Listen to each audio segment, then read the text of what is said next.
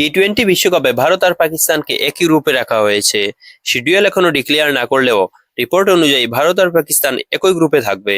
ভারত টুর্নামেন্টের প্রথম ম্যাচ খেলবে ইউএই এর বিরুদ্ধে, এরপর নামিবিয়া, পাকিস্তান আর নেদারল্যান্ডের এগেনস্টে। ক্রিকবাজের রিপোর্ট বলছে ভারত আর পাকিস্তান ছাড়া এই একই গ্রুপে আছে নামিবিয়া, নেদারল্যান্ড আর ইউএই। রিপোর্ট অনুযায়ী ভারত আর পাকিস্তানের ম্যাচটা সম্ভবত 15ই ফেব্রুয়ারি কলম্বোর আর প্রেমাদাসা স্টেডিয়ামে খেলা হবে। মোট 20টা দলকে 4টে গ্রুপে ভাগ করা হয়েছে। সব গ্রুপে 5টা করে দল থাকবে। সবকটা গ্রুপের পয়েন্টস টেবল অনুযায়ী সেই দলগুলো সুপার এইটে উঠবে। সুপার এইটের প্রত্যেক দল 3টে করে ম্যাচ খেলবে।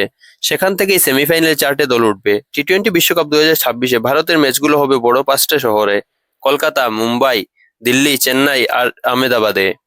আহমেদাবাদ ফাইনালের দৌড়ে সবচেয়ে বেশি এগিয়ে। সেমিফাইনাল দুটো হবে মুম্বাই আর কলকাতায়, কিন্তু পাকিস্তান তাদের ম্যাচগুলো খেলবে শ্রীলঙ্কায়। মানে পাকিস্তান যদি সেমিফাইনাল বা ফাইনালে ওঠে তাহলে আর প্রেমাদাসা স্টেডিয়ামে সেমিফাইনাল আর ফাইনাল হবে। মানে মুম্বাই আর কলকাতাতেই সেমিফাইনাল ফাইনালটা হচ্ছে এবার।